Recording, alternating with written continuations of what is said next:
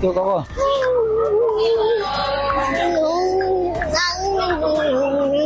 Langsung dipukul.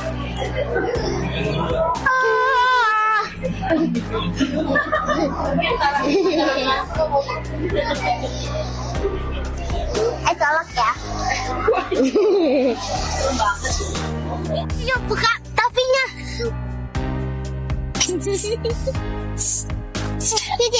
Cici pegangin tangannya ya. Halo teman-teman, apa kabar semuanya? Selamat datang kembali di channel Melawan Lupa, channel yang setiap hari membahas dan mereaksi berbagai peristiwa yang sedang ramai diperbincangkan di media sosial.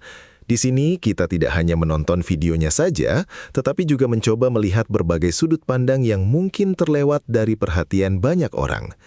Di video kali ini, kita akan membahas polemik yang masih terus memanas antara Ruben Onsu dan Sarwenda, terutama terkait perebutan hak asuh anak yang kini semakin menjadi sorotan publik. Menariknya, di tengah situasi yang sudah cukup rumit ini, Farhad Abbas ikut memberikan komentar yang cukup mengejutkan. Bukan hanya itu, beberapa kreator konten lain dan tokoh publik lainnya juga ikut menyampaikan pendapat mereka. Ada yang mendukung Ruben, ada yang membela Sarwenda, bahkan ada yang menilai persoalan ini sudah terlalu jauh dibawa ke ruang publik. Yang membuat pembahasan kali ini semakin menarik adalah karena setiap orang seolah memiliki teori dan analisisnya masing-masing. Ada yang yakin Ruben akan memenangkan gugatan hak asuh anak. Ada pula yang menilai Sarwenda masih memiliki peluang besar untuk mempertahankan hak asuh. Di sisi lain, muncul pula perdebatan mengenai dugaan eksploitasi anak, pengaruh lingkungan terhadap anak, hingga berbagai komentar yang justru memancing reaksi baru di media sosial. Lalu benarkah komentar Farhad Abbas bisa mempengaruhi opini publik? Bagaimana pendapat para kreator lain yang ikut membahas persoalan ini? Dan apakah semua komentar yang muncul benar-benar melihat kepentingan anak sebagai prioritas utama? Atau justru semakin memperkeruh keadaan? Tonton videonya hingga usai ya, karena saya akan memberikan komentar cukup panjang di bagian akhir video. Yuk kita tonton. Pengking ayah janji.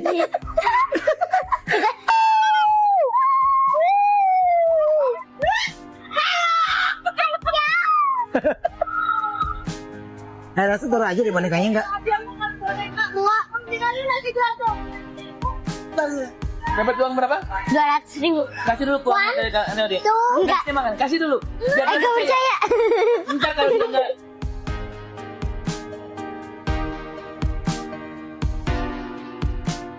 Ya, jadi saya menghubungi pihak sekolah gitu, tapi memang karena satu nama yang ada di sana gitu, dan yang satu lagi kan pasti nama pendamping, yaitu kan parasusnya kan, yang sudah sering menjemput, dan itu saya sudah tahu. Tapi kemarin mencoba menghubungi ya memang nggak bisa, memang harus ada persetujuan dulu itu. Jawabannya adalah dari anak saya, dia maunya bersama-sama gitu. Tapi yang saya maunya saya jalan sama anak-anak saya aja, itu aja. Saya maunya saya jalan sama anak-anak saya aja, itu aja. Saya maunya saya jalan sama anak-anak saya aja, itu aja. Bang, sedikit dong terkait Ruben Onsu ini kan ajukan hak gugatan hak asuh anak terhadap Sarwenda, mungkin gimana bang? Menurut abang sendiri? Saya tidak terlalu mengikuti, saya sah-sah aja. Siapa yang mau ambil anaknya? Ruben. Ruben. Ngapain kau Ruben ngambil anak? Cari uang aja yang banyak itu. Selama itu anak, kecuali anakmu udah umur 12 tahun, boleh ini. Nggak usah kasih Sarwenda aja anaknya gitu. Tapi Ruben berdalih dengan adanya dugaan eksploitasi anak di Sarwenda. Mungkin gimana? Dari dulu juga begitu. Mungkin dari bukti itu kuat gak sih bang untuk Kan Ruben bagian menang? dari perangkat penunjang ekonomi, wajar-wajar aja. Harusnya Ruben bersyukur kalau anaknya dieksploitasi dari iklan itu. Bersyukur lah. Sekarang anak siapa sih nggak jadi bintang iklan? Tapi langkah dari Ruben sendiri tepat gak sih bang untuk mengajukan hak asuh anak ini? Sah-sah aja, tergantung hakim. Tergantung istrinya itu narkoba atau penjudi. Kalau dia bisa membuktikan, kalau tidak bisa, tetap aja hakim akan mengembalikan anaknya kepada Sarwenda. Bang, tapi jika hakim memutuskan untuk hak asuh anak ini dipegang oleh Ruben, tetapi mungkin dari anaknya sendiri ada pengaruh-pengaruh buruk dari luar, itu gimana bang? Susah saya menilai itu, saya juga kenal, itu salah ngomong, suruh salah. Bang. Yang jelas, Ruben sebaiknya cari istri baru aja, nggak usah cari anak lagi. Oke, untuk Roy Suryo kan kemarin Harusnya ditambah pasal ini nggak makan kalau nggak jelekin Pak Jokowi. Oke bang, terakhir bang, mungkin untuk peluang gugatan hak asuh anak Ruben mungkin seperti apa? Apakah emang menang atau seperti apa bang? Kalau jika dilihat dari bukti, kalah dia. Oh kalah. Ya, ngomong waktu aja. Oke. Bang, sedikit dong bang. Sakit bang, si Saya- saat ini. Oke. Bang, mungkin terakhir bang, pesan untuk Ruben sendiri dan juga Sarwenda bang. Ini udah 4 kali yang terakhir. Pesan buat Bang Ruben dan Sarwenda. Udahlah, kasih aja itu anaknya kalau Sarwenda aja kan bagus. Gak perlu bayar suster lagi Ruben. Oke. Kan gini, itu kan masalah orang. Gue ngerti lah itu public figure segala macam. Tapi itu ada anak itu mereka. Kalau fansnya tubrukan terus, kasihan anaknya nanti. Jadi biarkan orang tuanya menyelesaikan masalahnya. Tapi sampai mempertanyakan terkait adanya boykot Sarwenda di... Oh iya, gue kaget itu. Gue tanya di threads. Gue kaget beneran ada itu boykot. Gue pikir cuma rumor. Sumpah gue kaget. Terus gue nanya, sebenarnya gue mau cross check. Ini beneran ada nih petisi begini gitu loh. Beneran ada ternyata gitu. Sampai sejauh itu. Tapi ngelihat kasus ini seperti apa sih kok? Kan kok banyak dimention sama netizen ya. Ampun. Sampai Sebenarnya kasus ini sensitif ya jadinya. Gue aja bingung gitu mau memposisikan diri di mana gitu. Gue lagi pengen ngejelasin tentang pesugihan nyangkut ke sono. Terus ada yang bilang gue jadinya bela yang ini, bela yang itu. Sebenarnya dua-dua teman dan kenal. Kalau gue pribadi sebenarnya berharap dua-dua itu bisa selesai urusannya kan. Karena kan tidak ada orang tua yang sempurna. Ada orang. Saya yakin bahwa gugatan Ruben Onsu pasti dikabulkan. Perseteruan mereka tuh menurutku terjadi semenjak Sarwenda punya pacar. Tapi yang paling dominan menurutku semenjak Ruben pindah agama. Jadi heboh di media sosial tentang Ruben dan Sarwenda yang sekarang ini sedang berebut hak asuh anak, Mas Bro. Apa yang terjadi? Apa yang lo lihat tentang Ruben dan Sarwenda? Pada akhirnya nanti hak asuh anaknya itu di Ruben. Satu. Yang kedua, kenapa dia akhirnya ngajukan hak asuh anak kan? Ya, Ruben ya. Ruben itu merasa anaknya dipengaruhi. Dipengaruhi sama? Dipengaruhi. Siapa pacarnya? Gio. Ya, jadi Ruben itu merasa kurang nyaman gitu. Oh. Dengan adanya Gio itu terhadap anaknya, bukan urusannya dengan Sarwenda. Kalau urusannya dengan Sarwenda mah terserah gitu. Menurutku ya. Iya, iya. Itu yang dasar utama gitu. Iya, sehingga dia ngajukan hak asuh anak dan menurutku akhirnya Ruben yang dapat hak asuh anaknya. Tapi gini, ini buat semua sih. Yang harus diingat satu, nggak ada bekas anak, nggak ada bekas bapak gitu, nggak ada bekas ibu gitu. Harusnya janganlah baik bapak maupun ibu memperebutkan itu, karena nanti efeknya ke mental anak. Anak itu tak boleh disuruh memilih, karena itu bapak kandungnya, ini mama kandungnya kan, ibu kandungnya, bapak kandungnya, apapun alasannya gitu. Iya. Andai kata ada keributan itu kan urusan suami dan bapak dan ibu kan, bukan urusan anak. Nah kalau yang benar itu ya jangan sampai anak itu disuruh memilih apapun. Cuma memang yang kubaca dari anaknya juga saat ini sudah tak nyaman di situ. Bukan ke Sarwendanya, bukan ke ibunya. Kalau ke ibunya enggak ya. Tapi ke situasinya, ke keadaan di situ. Orang-orang selain ibunya, anaknya juga tidak nyaman menurutku. Emang orang-orang selain ibunya kondisinya tuh gimana Mas Bro? Bikin anaknya nggak nyaman? Mempengaruhi. Jadi akhirnya nanti menjadi tidak suka dengan Rubennya gitu-gitu. Sarwenda ini aja menurutku sudah, Sarwenda tuh nggak kayak gitu menurutku ya. Nggak kayak yang sekarang kita lihat ya. Dulunya nggak kayak gitu. Tapi yang mau ngomongin itu jangan pernah mengkondisikan anak untuk memilih. Itu kesalahan besar. Karena anak tidak akan bisa memilih. Dan antara ibu dan bapak itu, ayah dan ibu itu, tidak ada yang lebih penting dan tidak ada yang tidak penting bagi seorang anak. Nah, ketika terjadi perseteruan itu, berarti kedua orang tua itu tidak memikirkan mental anak.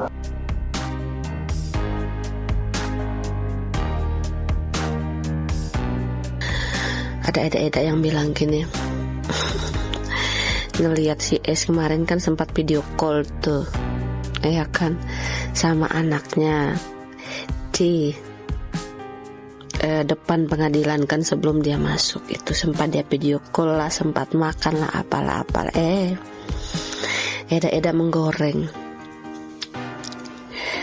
kalau anak itu nggak mau pisah ya cari ibunya. Dan ibunya selalu setiap saat pengen ngelihat anaknya, pengen selalu berkomunikasi sama anaknya gitu. Eda bilang gitu. Jadi dia itu kemakan sama Drain kemarin tuh, drama Indonesia, kemakan mereka. Malum Eda itu kan ya namanya juga udah tua gitu kan. Jadi apa yang dilihat aja itu yang diyakini. Kalau kita orang waras kan nggak begitu. Kita lihat dulu seluk beluknya yang kemarin seperti apa sama anaknya, ya kan? Kita lihat dulu itu. Tapi Eda nggak begitu. Pokoknya apa video yang diturunkan sama majikan mereka langsung mereka serap tuh. Ya Eda sini gua kasih tahu lo ya. Di dalam situasi ini tuh, ya memang dia harus banyak drama, ya kan, untuk mendekatkan diri ke anaknya lah, perhatian sama anaknya lah, video call on time sama anaknya di mana-mana pun berada. Apalagi ini di depan wartawan, otomatis itu adalah salah satu yang memang mereka sudah briefing di belakang itu. Nanti kira-kira kalau ada wartawan kan di sana banyak kan. Jadi hari pertama itu aku harus hadir. Ya kan si mantan suami nggak akan hadir nih, karena ini adalah cuman tanya-tanya tentang berkas-berkas itu aja ya kan. Jadi di sana nanti itu aku harus pura-pura makan sedih, terus harus pura-pura kayak tatapan kosong ya kan. Terus nanti gua tuh harus pura-pura video call anak-anak gue tuh di depan wartawan itu kan. Otomatis nanti tuh wartawan itu kan pasti di zoom nih, HP gue nih di zoom nih ya kan. Jadi kan nanti sampai nih kepada para netizen yang maha benar nih, sampai nih, oh kalau si perempuan ini tuh ternyata sayang banget deh sama anaknya bla bla bla bla, lalu simpati itu tuh pasti akan datang kayak gitu loh. Eda bodoh. Ya gitu dia. Kenapa kalian itu ya Allah, reinkarnasi dulu Eda, lahir kembali. Ya biar pintar gitu. Kami ini sudah nggak terpancing yang begitu-gitu dah, sudah enggak. Kami ini sudah hidup jadi netizen ini tuh, aduh sudah berpuluh-puluh tahun Eda. Jadi banyak kasus yang ditangani netizen. Ya kan? Jadi sudah nggak ada simpati kalau netizen sudah berperang. Nggak ada gitu. Ya kan? Gitu loh maksudnya. Jadi si Eda memang yang bodoh ini, Eda yang lagi belajar ngomong gitu kan. Eda yang lagi ange-ange. Mudah kali gitu. Kalau kita nih enggak. Kita enggak begitu. Jadi kita itu enggak mudah termakan sama acting, enggak. Ya, oke. Lama-lama gue kasihan banget sama SW, ya kan? Maksud gue kenapa kasihan? Seorang anak ya kayak dia juga lah ya. Kayak dia juga gue rasa. Anaknya gak boleh ketemu bapaknya. Bukan anaknya ya, salah ngomong gue kali ya. Bapaknya gak boleh ketemu anaknya, dengan alasannya yang becibun gitu kan. Terus sekarang dia kelimpungan nih, mantannya mau ambil alih anaknya. Bengep-bengep mata dia kan, nangis. Terus sih ibarat kata tuh mantan lu ya kan, yang lu katain cangcong itu. Maksud gua gini dah, lu jangan katain dia seperti mulut perempuan. Dibuktiin beneran sama dia kayak perempuan kan mulutnya. Gacor banget mulutnya. Dipanggil podcast sana sini, gacor tuh mulut. Yang dia gacorin apa? Ngejelekin lu. Seolah-olah ya, lu tuh mantan dia sekian tahun nikah sama dia. Lu gak ada positifnya acan, gak ada kebaikan lu. lu juga gitu, ya kan? Lu mau manas-manasin dia, boleh. Kalau kata gua mah, lu kan jendes gitu, ketahuan gatelnya gitu, nggak apa-apa, ya kan? Kalau lu gatel nggak apa-apa, tapi jangan anak lu diikutin. Boleh lu cemburuin dia buat dia panas sama tuh berondong, boleh. Tapi gue pengen tanya, tuh berondong keparat kemana? Masih tetap dia tebar pesona, masih tetap nggak dia setia sama lu? Atau dia kerja gitu buat support lu cari pengacara yang sekelas si bapak ini, banyak diamond kan? Tuh gue pengen tanya, adik lu yang mulutnya gacor juga kemana? Kan? Gue kasih nama lu karena apa? Udah bapak nggak ada, ya kan? Mungkin juga duit nggak ada, sewa sana sini pengacara, apa sih, ke pengadilan, ke apa sih, itu kan butuh duit juga nggak sih lu?